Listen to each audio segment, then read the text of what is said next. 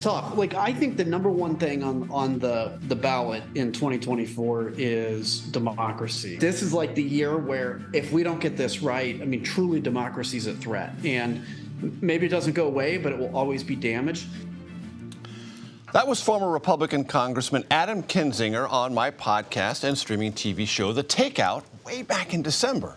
Today, he officially endorsed President Biden, saying President Biden will, from Kinzinger's perspective, always protect democracy. I want to go back to Atlanta with our political panel, Finn Gómez and Shelby Talcott. Finn, as you well know, CBS News' political director. Shelby is politics reporter for Semafor. Finn, you're spending a lot of time talking to both Biden and Trump worlds, but I want to emphasize Biden because you've been doing that most recently. Preparations and expectations. What can you tell us? Preparations, Major, well, it's sort of your traditional model for preparation. He's meeting at Camp David with close advisors, his top senior advisors, going over these sessions over policy, over top issues. And also, they've started in the last couple of days the mock debates with someone playing Donald Trump. We've reported that. Nancy Cordes has reported that is being reprised by Bob Bauer. And so we're seeing that sort of preparation. But in terms of the expectations, something I've heard a lot about in the last couple of days, I think what I keep hearing from both sides is Donald Trump and a lot of his vitriol and description from the campaign trail about the president, about Joe Biden, has sort of lowered the threshold, lowered the standard, the criteria that Joe Biden now has to jump over. So essentially, it's almost backlash with just a day away before the debate. Major. Shelby, what is the Trump perspective on preparations and expectations?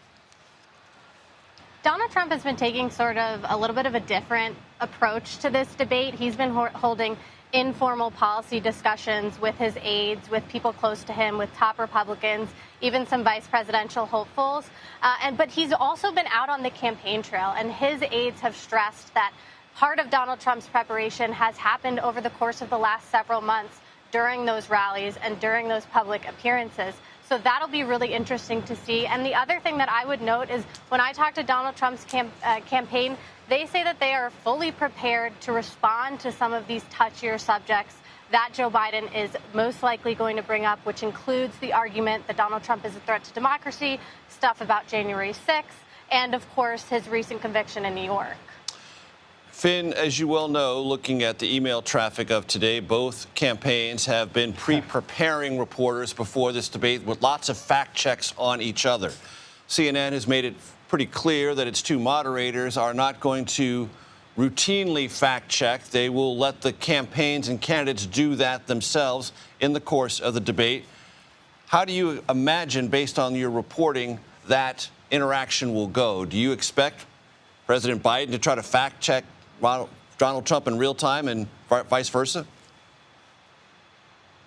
Well, the expectation is that he will be to contrast his vision of where America should go against Donald Trump. So that is something that I've been told repeatedly, that he will make that contrast. And in doing so, he would fact check his policies, fact check some of his claims himself. I think you're going to see some of that. And because there's no defined rule about that this time, Major, like no live fact checking from CNN, I think you're going to see a lot of that, and a lot of that going at each other and checking each other and what they're in their statements and what they're essentially proposing to this massive audience that's expected. Shelby, what are your thoughts on that? Yeah, I agree with Finn, and I also think when Finn talks about compare and contrast, that's a phrase I've been hearing from Donald Trump's campaign over and over and over again for the past few weeks. So you can expect that Donald Trump is going to try to do the same thing, compare and contrast his policies and his accomplishments with that of Joe Biden's. And I think in particular topics that are going to be front of mind for Donald Trump to focus on are the border and the economy. And so those are two things that I think we're going to hear a lot about tomorrow. Yeah, I've been told that, too, especially on immigration, the southern border. Expect big swings on that, Major, coming from Trump towards Joe Biden tomorrow night. Based on my conversations with those very close to the Trump world and even from some nervous Democrats, they are expecting the former president to basically say 4 things over and over: inflation, immigration, crime, world on fire. Rinse, repeat. Rinse, repeat. Finn?